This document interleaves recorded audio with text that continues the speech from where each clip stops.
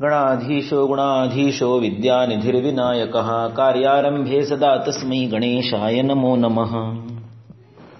श्री चरक संहिता शारीरस्थानम तृतीयोऽध्यायः खुड्डिका गर्भावक्रांतिं शारीरम व्याख्यास्यामः इति हस्माः भगवान आत्रेयः। खुड्डिका अर्थात अल्पाम, छोटा, संक्षेप में, क्योंकि उसके आगे फिर महती आएगा। तो अभी ऐसे हर बार होता है। आप सूत्रसार में भी देखेंगे आपको उपकल्पनीय, उसके बाद महा, इस तरह से ये छोटा और बड़ा, ऐसा ये एक ही विषय दो अध्याय में वर्णन करने का प्रघात है। अभी कुछ गांवों के नाम भी ऐसे होते हैं, खुर्द और बुद्रुक। एक्चुअली खुर्द और बुद्रुक ये फारसी शब्द है, लेकिन उसी प्रकार से ये है खुड्डिका और महती। बुजुर्ग का मतलब होता है बुजुर्ग, बड़ा। खुर्द का मतलब होता है छुट्टा, छोटा। खुर्दा का मतलब होता है जो छोटी करेंसी होती है, कॉइन वाली करेंसी, उसे खुर्दा कहा जाता है। जब पानीपत का महासंग्राम हुआ आज तो 250-300 साल पहले, तो उसका जो वर्णन आता है उसमें मराठीमध्ये ते वाक्य दोन मोती गळाली, इस प्रकारचे, आणि शेवटी वाक्य त्याच्यामध्ये खुर्दा किती उडाला याची गणतीच नाही। तर खुर्दा याचा अर्थ किरकोळ, छोटं, अल्प, संक्षिप्त। अर्थात खुड्डिका गर्भावक्रांतिम शारीरम, अर्थात खुड्डिका, अथातो ऐसा नहीं लिखा है, अथातः ऐसा लिखा है। तो जब क और ख आगे आते हैं तो उनका जिह्वा मूल्य इस तरह से होता है, अख अख इति कखाभ्याम प्राक जिह्वा मूल्य। तो क और ख अगर आगे हो तो पीछे के विसर्ग का लोप या ओ नहीं होता है, वो वैसे ही रहता है। वैसे ही प और फ में होता है, पफ इति पफाभ्याम प्राक उपदमानीय। उस समय आप दमान करते हो, जैसे कि फूंकते हो हवा, इसलिए उसको उपदमानीय। इस प्रकार से ये विसर्गों के दो उच्चार है, एक ही जिह्वा मूल्य जो क और ख के पहले आता है, और एक उपदमानीय जो प और फ के पहले आता है। अस्तु, तो ये खुड्डिका का मतलब है अल्पा। अल्पा क्यों? क्योंकि आगे फिर से विस्तार से बताने वाले हैं, इसलिए। गर्भावक्रांति का अर्थ है मेलक। अवक्रांति का एक अर्थ ऐसा भी होता है, अव यानी नीचे, क्रांति यानी होने वाला बदल। जैसे उत्क्रांति शब्द है वैसे अवक्रांति है, इस तरह से। आगे पुरुषस्य अनुपहत रेतसः, तो पहला उसका सामग्री में जो चीजें है उनका सुष्ठुत्व, उनका अच्छापन क्या है, वो बता रहे हैं। पुरुषस्य अन उपहत रेतसः, रेतस जो है, शुक्र जो है, ये अन उपहत, दुष्ट नहीं होना चाहिए, दोषों से विमुक्त होना है। स्त्रियाश्च, स्त्रियाः च, तो ये षष्ठी है, स्त्रियाः ये षष्ठी है। अप्रदुष्ट, जैसे मैंने अभी बोला, अनुपहत का अर्थ क्या है? दुष्टि न होने वाला, दैट इज अप्रदुष्ट। उसमें तीनों बातें लिखी है, योनि शोणित गर्भाशयायाः। स्त्री कैसी होनी चाहिए? जिसका दुष्ट नहीं है। क्या क्या दुष्ट नहीं है? योनि दुष्ट नहीं है, शोणित दुष्ट नहीं यानी स्त्री बीज दुष्ट नहीं है, और जहां पर गर्भ का वृद्धि होनी है वह आशय, गर्भाशय, वो भी दुष्ट नहीं है। इसलिए उनको ये पता था कि योनि अलग है, गर्भाशय अलग है, क्रियावर्ता योनि है वगैरह वगैरह। यदा भवती, ऐसे जब होता है, और उस समय ऋतुकाल में संसर्ग हो गया दोनों बीजों का, तो अनयोः तथा युक्ते संसर्ग, अभी ऋतुकाल में दोनों बीजों का संसर्ग यानी संपर्क, एक दूसरे के साथ मेलक हो गया, तो ऐसे उचित संसर्ग में, ऐसे उचित संयोग में, अगर शुक्र शोणित संसर्गम अंतर्गतम गर्भाशयगतम जीवो अवक्रामति सत्व संप्रयोगात तदा गर्भो अभिनिर्वर्तते। यानी ऐसे शुक्र शोणित का संयोग तो कई बार होता होगा, लेकिन हर बार गर्भोत्पत्ति नहीं होती है। व्यवहार की वारंवारिता की तुलना में गर्भोत्पत्ति का जो प्रमाण है वो कम है। अभी आज तो वो अलग बात है कि आज आपसे पीरियड कैलकुलेट कर लेते हो, आप गर्भ निरोधक साधनों का प्रयोग करते हो, लेकिन जिस जमाने में ये उपलब्ध नहीं था, उस जमाने में भी व्यवहार का जितना वारंवारिता होती थी, जितनी फ्रीक्वेंसी होती थी, उतनी गर्भोत्पत्ति नहीं होती थी, है ना। आप आज भी देखते हो कि गर्भरोधक साधनों की उपलब्धि के ऐसी स्थिति में भी लोक संख्या का इतना ये बढ़ोतरी हो गई है। अभी उस समय जिस समय ये गर्भरोधक साधनों का अभाव था, उस समय लोक संख्या नियंत्रण में थी। ये थोड़ा सा उल्टा है कि उस समय गर्भरोधक साधनों का अभाव था और व्यवहार का तो वारंवारिता होनी ही है, नहीं क्योंकि निसर्ग है, स्वभाव है, फिर भी लोक संख्या कम थी। अभी उल्टा हो गया, साधनों का सद्भाव है, साधनों का उतना अवेयरनेस भी है पिछले 20 साल की तुलना में आज की स्थिति में, फिर भी लोक संख्या का तो विस्फोट हो रहा है। तो ये सारी बातें जो है विचित्र है। इसलिए उसने लिखा कि तथा च अनयो हो तथा युक्ते संसर्गे, तथा युक्ते अर्थात उस प्रकार के, किस प्रकार के, अनुपहतरे तस अप्रोदष्ट योनि शोणित गर्भाशय, ऐसे संसर्ग में शुक्र शोणित संसर्गम अंतर्गर्भाशयगतम। अभी ये जो शुक्र शोणित का संसर्ग है ये गर्भाशय के अंदर हुआ है, और उसमें अगर जीव का अवक्रमण होता है, यानी चैतन्य का सद्भाव होता है, और उसके साथ क्या होना चाहिए, आत्मा तो सभी जगह है, तो फिर कैसे उसका अवक्रमण जाना होगा, तो सत्व संप्रयोगात, उसके साथ जो अतिवाहिक शरीर आता है, सूक्ष्म शरीर आता है, लिंग देह आता है, तो एक देह का एक चैतन्य के साथ जो कनेक्शन है, जो एडप्शन है, दोनों के बीच का जो कनेक्टर है, वो कौन है, वो सत्व है। सत्व इसका अर्थ ही वही है, अस्तित्व का साधन सत्व है। सत्वम औपपादुकम इति, आगे आएगा, यह जीवम स्पृक् शरीरेण अभिसंबध्नाति। शब्द क्या है, सत्व का अर्थ क्या है, देखिए यहां पर मन शब्द नहीं लिखा, यहां पर सत्व शब्द लिखा। और सत्व क्या है, औपपादुकम। औपपादुकम का मूल शब्द क्या है, उपपादुक। उपपाद में पहला शब्द क्या है, उपपद। उपपद में दो शब्द क्या है, उप, यह उपसर्ग है, प्रीफिक्स है। पद इज टू गेट, उपपद इज टू गेट नियरर।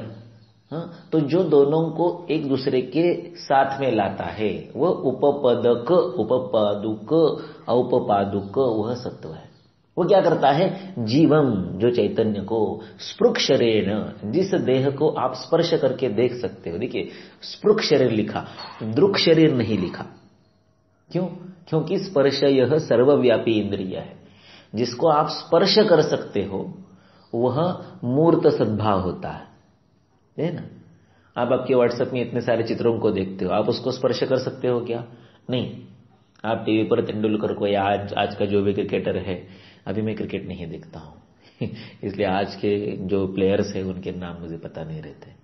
तो मान लो कि तेंदुलकर खेल रहा है और वो सेंचुरी पर है या जीतने की स्थिति में है, और ऐसे ही एक बॉल पर वो सेंचुरी बनाने से पहले या जीत के पहले आउट हो गया, तो आपको बहुत गुस्सा आता है। मान लो आपने गुस्से में टीवी को लात भी मार दी, तो वहां तेंदुलकर तो गिरता नहीं है ना, क्योंकि वो स्पृक् शरीर नहीं है। आपके सामने जो तेंदुलकर दिखाई दे रहा है ये उपमान प्रमाण है, ये प्रत्यक्ष प्रमाण नहीं है।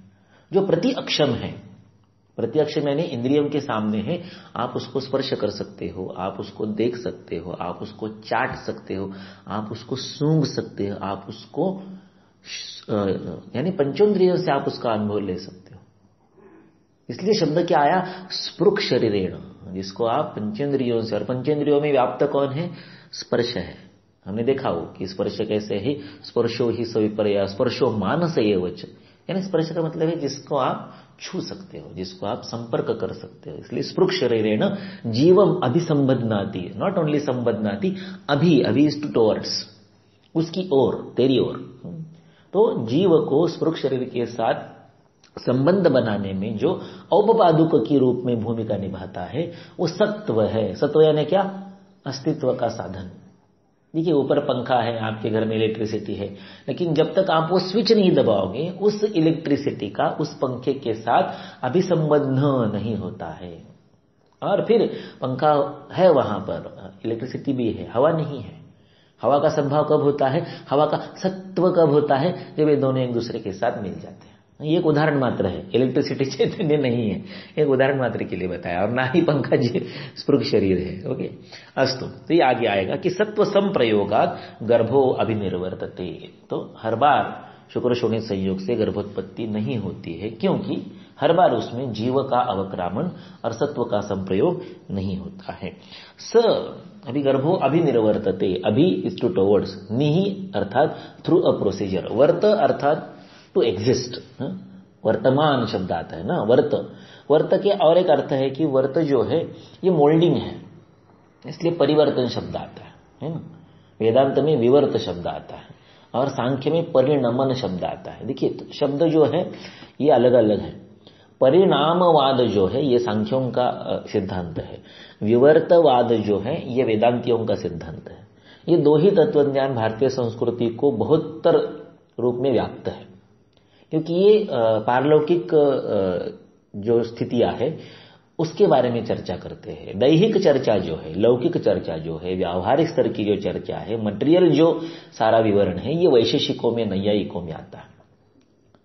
ओके, तो इसलिए वैशेषिकों का मजाक उड़ाते हैं दार्शनिक लोग जो है, जो ऊपर की कैटेगरी के लोग हैं, ये वैशेषिकों का मजाक उड़ाते हैं। वो कहते हैं कि सागरम गंतु कामस्य हिमोद्गमनोपमम, ये सागर को जा रहे थे और जा रहे हिमालय की ओर। हाँ, मोक्षम व्याख्या तो कामस्य षट पदार्थोपवर्णनम, इनको तो मोक्ष बताना था और ये षट पदार्थों में उलझ के रह गए।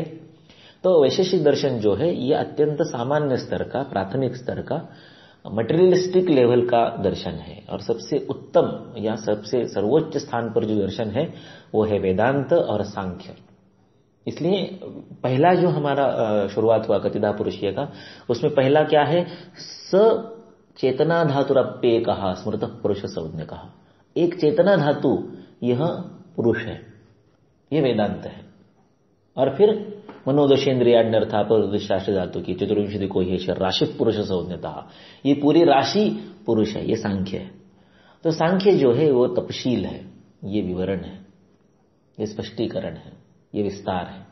वेदांत जो है एक चैतन्य मात्र की व्याख्या करता है। ब्रह्मं सत्यं जगन मिथ्या, ये वेदांत है।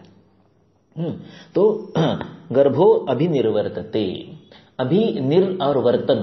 तो विवर्तवाद क्या है? विवर्तवाद ये कहता है कि कुछ है ही नहीं। पानी है, पानी में आपने एक पत्थर डाल दिया तो उसमें बहुत सारे तरंग निकलते हैं। तो तरंग जो है वो पानी से अलग है क्या? नहीं, तरंग पानी ही है, ब्रह्मम सत्यम। लहरें जो है वो एक 5, 7, 10 मिनट के बाद शांत हो जानी है, जगन मिथ्या। तो ब्रह्म का ही विविध रूप से वर्तन, वर्तन अर्थात अवस्थान, सद्भाव, मैनिफेस्टेशन, प्रेजेंटेशन, ये वेदांत है। वो कहते हैं कि ना पत्थर है, ना पशु है, ना मनुष्य है, ना नदी है, कुछ नहीं है। ये सारा चैतन्य का विविध रूप में होने वाला वर्तन, यानी अस्तित्व, यानी मैनिफेस्टेशन, यानी प्रेजेंटेशन है। तो विविध रूपों में getting moulded into, that is वर्तन। परिवर्तन क्या है? From all sides you are moulding it, परितः आसमंता, फ्रॉम ऑल साइड। परीक्षा क्या है? सभी ओर से देखना है। ओके, तो परिवर्तन क्या है कि उसको चेंज कर रहे हैं आप, परितः सभी ओर से। विवर्त क्या है? विविध प्रकारों से एक ही चैतन्य अनेकों रूपों में व्यक्त होता है, दैट इज परिवर्तन, दैट इज विवर्तवाद। और सांख्य क्या कहते हैं? परिणम, नम इज टू बेंड, वर्त इज टू चेंज, मोल्ड, नम इज टू बेंड, उसको ढालना है। यानी दोनों वही बात कर रहे हैं, कोई अलग अलग बात नहीं है। लेकिन वहां पर प्रकृति और पुरुष ऐसे दो तत्व है, माया है, चैतन्य, ऐसे दो तत्व है, ऐसे कहा जाता है। और वेदांत में एक ही तत्व है, ब्रह्मम सत्य। लेकिन हमने पढ़ा कतिधा पुरुषीय में कि जायते बुद्धिरव्यक्त्या बुद्ध्याहम इति मन्यते, अव्यक्त से ही बुद्धि निर्माण होता है। अव्यक्त कौन है? अव्यक्तम आत्मा क्षेत्रज्ञ शाश्वतो विभुरव्ययः। तो चरक के समय जो सांख्य है उनके तत्वों की संख्या 24 है। उनमें माया या प्रकृति नाम का कोई तत्व है ही नहीं। ये जब सुश्रुत का काल आ गया तब पुरुषः पंचविंशतितमः तत्व एष चतुर्विंशति व्याख्याता, ऐसे 24+1 हो गए। तो ये तत्वज्ञान का मतमतांतरण है। जो मूल तत्वज्ञान है उसमें 24 ही है, 25 नहीं। अस्तु, कहने के बाद क्या है? गर्भो अभिनिर्वर्तते, निर्वर्त, यही बात आपको संप्राप्ति की व्याख्या में मिलेगी। निर्वृत्ति रामयस्यास संप्राप्तिर जाति रागति। निर्वृत्ति, निर इज टू थ्रो प्रोसीजर, कुछ नहीं है और कुछ बन गया, कुछ है और अब कुछ नहीं है। तो नहीं है से है तक या है से नहीं है तक कुछ एक घटना घटती है, एक प्रोसेस हो जाती है। वो प्रोसेस बताने के लिए निर शब्द आता है। और अभी शब्द एक दिशा की ओर होता है, टुवर्ड्स। तो अस्तित्व की ओर कुछ बदल होते चले जाते हैं, इसलिए अभिनिर्वर्तते ऐसा शब्द आता है। अस्तु आगे, स अभी गर्भ तो वहां पर सद्भाव के रूप में आ गया, अभी उसका क्या होना है, वर्धन होना है। कैसे वर्धन होना है, सात्म्य रस उपयोगात् अरोगो अभिवर्धते। सात्म्य यानी सह आत्मना याति, उसके सदृश भावों का अगर उसको कंटिन्यूअसली सप्लाई मिलता रहे तो अरोग, बिना रोग के, रोग हुए बिना, निरोग नहीं लिखा, अरोग लिखा, रोग हुआ ही नहीं, त्रैकालिक अभाव। अरोग अभिवर्धते, धीरे धीरे बढ़ता है, वर्धन की ओर जाता है, अभिवर्धते। सम्यक उपचारेश्च उपचर्यमाणः, और जैसे सात्म्य रस का उसको आप ये देना चाहिए कंटिन्यूअसली आप्यायन, वैसे ही सम्यक उपचार ही, जो उचित उपचार है उस काल के, उससे उसका लालन पालन संरक्षण होना चाहिए। उपचर्यमाणः अभिवर्धते। ततः एक बार अभिवर्धन हो गया, पूरा डेस्टिनेशन तक आ गए, 280 दिन कंप्लीट हुए, 9 महीने 9 दिन हो गए। ततः उसके बाद प्राप्त काल, योग्य काल आने के बाद, सर्व इंद्रिय उपपन्नः, सभी इंद्रियों के साथ परिपूर्ण शरीर, FTND, परिपूर्ण पूरा शरीर है, नो एनिमल्स आर देयर, विकृतांगी नहीं, हीनांगी नहीं, अधिकांगी नहीं, ऐसी कोई विचित्र प्रजा नहीं, सर्वदेह संपूर्णांगो प्रसूते, तो परिपूर्ण शरीरो, बल वर्ण सत्व सहनन संपत उपेदः, बल संपत उपेदः, वर्ण संपत उपेतः, सत्व संपत उपेदः, सहनन संपत उपेदः, इन सभी संपत्ति के साथ, संपत्तियों के साथ, सम्यक पत प्राप्ति, संपत्ति का शब्द क्या है, पत इज टू गेट, प्राप्ति होना, प्राप्ति में भी प्रअप्ति ऐसा है, तो पत शब्द जो है वो मिलने के लिए है, टू अचीव के लिए। संपत उपेतः, उपएतः, उप पास में, एतः मिलने वाला, येति यानी आने वाला, संपत उपेतः सुखे न जायते, एनडी नॉर्मल डिलीवरी, सुखे न जायते जन्म होता है, समुदायाद एषाम भावानाम, अगर ये भाव, आगे बताने वाले भाव समुदाय में उसके साथ उपलब्ध है तो समुदायात, समुदय के कारण, समुदयात ये पंचमी है, समुदय के कारण, पंचमी हेतु, पंचमी और तृतीया ये हेतु बताने के लिए, कारण बताने के लिए, रीजन बताने के लिए, कॉज बताने के लिए प्रयोग में लाए जाते हैं। समुदयात एषाम, एषाम इन भावों से, एषाम भावानाम, ये एतत् शब्द का षष्ठी बहुवचन है, एषाम, भावानाम भाव शब्द का षष्ठी बहुवचन है, तो एतद भाव ऐसा मूल शब्द, उसका बहुवचन हुआ एषाम भावानाम षष्ठी के रूप में, इन भावों से। कौन से भावों से, आगे 6 भाव आने वाले हैं, वो देखिए, मातृज, मातृजश्च अयम गर्भः, पितृजश्च, आत्मजश्च, सात्म्यजश्च, रसजश्च, 5 हो गए। सत्वज नहीं लिखा, क्या लिखा, अस्ति च खलु सत्वम औपपादुकम इति ह उवाच भगवान आत्रेयः, सत्व से कुछ निर्माण हुआ ऐसे नहीं लिखा, सत्वज गर्भ नहीं लिखा, सत्वज भाव लिखे है आगे, लेकिन गर्भ को सत्वज नहीं लिखा। मन से कुछ निर्माण नहीं होता है, मन क्या करता है, अस्ति च खलु सत्वम औपपादुकम इति ह उवाच, इति ह ऐसे ही, ह का मतलब है एम्फेटिकली, उवाच कहा भगवान आत्रेय ने। अस्तु आगे, तो इस तरह से ये उस समय यानी आज से शायद चरक संहिता 4000 साल पहले लिखी या 2000 साल पहले लिखी, जो भी हो, यानी प्राचीन काल में ये इतना उन्होंने आपके सामने रखा कि इस तरह से गर्भ का अवक्रामण होता है। आगे